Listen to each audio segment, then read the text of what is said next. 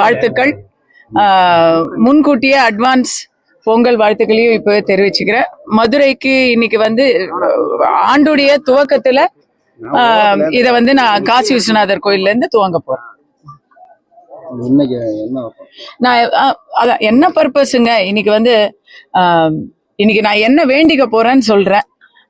நாட்டுல பெண்கள், குழந்தைகள், வெளியிலிருந்து வந்திருக்கக்கூடிய புலம்பெயர் தொழிலாளர்கள், ஆசிரியர்கள், செவிலியர்கள், விவசாயிகள், தொழிலாளர் நல சங்க ஊழியர்கள், பொதுவாக தமிழ்நாட்டில் இருக்கக்கூடிய பொதுமக்கள் அனைவருக்கும் நல்ல காலத்தை கொடு, உண்மையான வெளிச்சத்தை கொடு, விடியலை கொடு, உண்மையான வெளிச்சத்தையும் விடியலும் கொடுன்னு நான் காசி விஸ்வநாத சாமியை கேட்டுக்க போறேன்.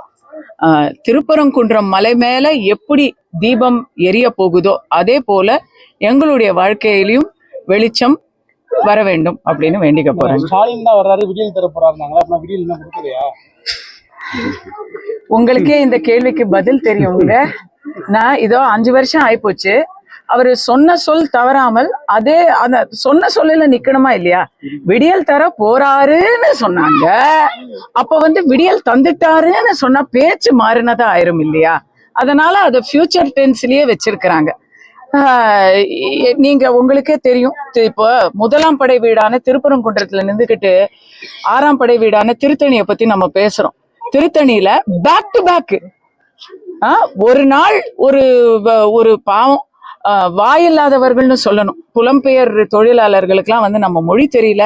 அவங்க ஏதோ அவங்க ஒரு மனிதர்களா இருப்பாங்கன்னு நினைச்சு ஆரம்பிச்சா அவங்க கழுத்துல வச்ச கத்திய அவங்க மேலேயே வச்சு வெட்டுறது. அத நம்ம பேச கூட நம்மளுக்கு பதறுது.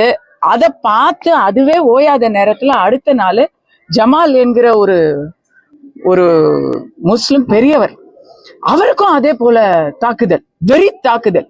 அப்ப ஜாதி, மதம், மனிதம் எல்லாத்தையும் கடந்து என்ன இருக்குன்னு பார்த்தா போதை தான் இருக்கு தமிழ்நாட்டுல. இல்லைன்னா நேத்து ஒரு இசையமைப்பாளர் எழுதியிருக்காரு, நீ அங்க என் ஸ்டூடியோ 10 வருஷமா இருக்கு, இந்த ஏரியால இப்ப வெளியே தலை காட்ட முடியல, பயமா இருக்கு, போலீஸ் அடிச்சா கூட சிரிச்சுக்கிட்டே இருக்காங்க அப்படின்னு சொல்றாங்க. 2 காரணமா நான் பாக்குறேங்க. திருத்தணியில இன்னைக்கு நடந்தது ஒரு நாள் சம்பவம் கிடையாது.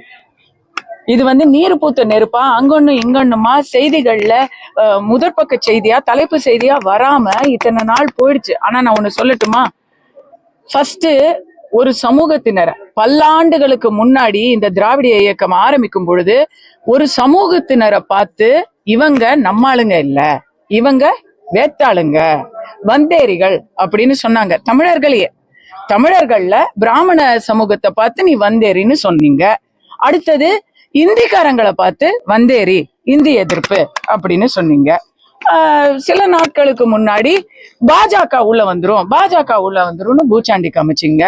இப்ப வடக்குல இருந்து பாவம் வயிற்று பொழப்புக்காக வரவங்களை வடக்கன், பீடாவாய, பானிபூரி அப்படின்னு அமைச்சர்களே பேசுறாங்க. இப்படி ஒவ்வொரு இடத்துலயும் அவன் வேத்தாளு, அவன் நம்மால் இல்ல அப்படிங்கிற ஒரு விஷத்தை பரப்பியாச்சு. அந்த வெறுப்பை வந்தாரை வாழ வைக்கும் தமிழகத்துல யாராவது வர்றதுக்கு பயப்படுறாங்க. இது இன்னைக்கு நேத்து நடக்கலையே.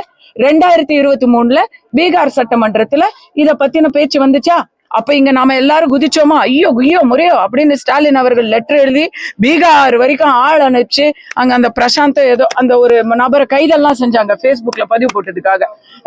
எங்க தமிழகத்துல எல்லாரும் நல்லபடியா இருக்காங்கன்னு சொன்னாங்க. இதுதான் நல்லபடியா இருக்குப்ப இன்னைக்கு. அப்ப இது அவன் வடக்கத்தியானுங்கிறதுக்காக இல்ல, ஏன்னா அடுத்த நாள் எங்காலேயே நாங்க வெட்டிட்டோம் அப்படின்னு இன்னைக்கு சொல்றாங்க. இதெல்லாம் வெக்கக்கேடா இல்லையா? மூளைக்கு மூளை சாராயமும் போதை மருந்தும் கிடைச்சிக்கிட்டு இருக்கு. அதெல்லாம் யார் கணக்குல வருது?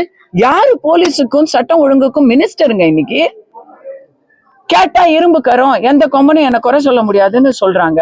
உங்களுக்கு ஓட்டு போட்டவர்களே இன்னைக்கு 6ஆம் தேதி போராட்டம் அறிவிச்சிருக்கிறாங்க. எதுக்காக அறிவிச்சிருக்கிறாங்க? அதிக ஊதியத்துக்காகவா? இல்ல வேற ஏதாவது புதுசா ஏதாவது கோரிக்கையா? இல்ல, நீங்க கொடுத்த தேர்தல் வாக்குறுதி இதோ அடுத்த தேர்தல் வருது, எப்பதான் நிறைவேற்றுவீங்க அப்படின்ற ஒரு காரணத்துக்காக தான் நம்ம நிக்கிறாங்க. ஆசிரியர்கள், செவிலியர்கள், விவசாயிகள், தொழிற்சங்க ஊழியர்கள், டிரான்ஸ்போர்ட், ஏதாவது ஒரு டிபார்ட்மெண்ட் பேலன்ஸ் இருக்கா சொல்லுங்க? இருக்கிற அமைச்சர்கள் எல்லாத்திலும் இன்னும் ஒரே ஒரு டிபார்ட்மெண்ட்ல தான் யாரும் வந்து வெளியே சண்டை போடல. அது மது விலக்கு துறையில மட்டும்தான் இன்னும் வெளியே வந்து யாரும் சண்டை போடல. ஏன்னா அவங்களதான் வந்து போதையிலேயே வச்சிருக்கிறோமே நம்ம. இதெல்லாம் சேர்த்துத்தான் இதுக்காகத்தான். ஏன்னா இனிமே தமிழ்நாட்டை, ஒரு காலத்துல ரஜினி அவர்கள் சொன்னாரு தெரியுமா, தமிழ்நாட்டை கடவுளாலையும் காப்பாற்ற முடியாது அப்படின்னு. அவர் இன்னைக்கு என்ன சொல்லுவாருன்னு நான் கேட்க விரும்புறேன். கடவுள் மட்டும்தான், என் அப்பன் சுப்பிரமணிய சுவாமி மட்டும்தான் தமிழகத்துக்கு நல்ல ஒரு எதிர்காலத்தை கொடுக்க முடியும். நான்லாம் வந்துட்டேன், அதான் நான் கோயிலுக்கு போறேன். ரஜினி அன்னைக்கு சொன்னாரு கடவுள்னால கூட காப்பாற்ற முடியாது, ஆனா இன்னைக்கு விஜய் நான் காப்பாத்துவேன்னு சொல்லி வர்றாரு. அதை எப்படி பாக்குறீங்க? நம்பிக்கை தானே வாழ்க்கை. இல்ல போதைன்ற மாதிரி சொல்றீங்க மேடம். ஆனா சுகாதாரத்துறை அமைச்சர் மா சுப்பிரமணியன் என்ன சொல்றாரோ, தமிழகத்துல 0 கஞ்சாவா இருக்கு, 0% கஞ்சா. நாங்க திமுக ஆட்சிக்கு வந்ததுல இருந்து இங்க கஞ்சா போதை எதுவுமே இல்ல. இந்த கஞ்சாவில ரொம்ப உயர் வகை கஞ்சா நேத்து வேற புடிச்சிருக்காங்க, கிலோவா புத்தாண்டு கொண்டாட்டத்துக்கு. ஓஜி அப்படின்னு நான் கேள்விப்படுறேன். நமக்கெல்லாம் வந்து வெறும் கேஜி தான் தெரியும். இங்க கேஜியா ஓஜி கிடைக்குது. அது ரொம்ப விலை உயர்ந்த நச்சு பொருளாம் அது. அப்ப அந்த ஓங்கிறத தான் சுகாதாரத்துறை முதலமைச்சர் வந்து 0ங்கிறாரு போல இருக்கு. ஏன்னா யார் அந்த சார் அப்படிங்கிற கேள்விக்கும் யாருமே இல்லை அப்படின்னு சொன்னவர்கள் இப்ப எங்க அந்த கஞ்சா அப்படின்னு கேட்டா எங்கேயுமே இல்லை அப்படின்னு தான் சொல்லுவாங்க.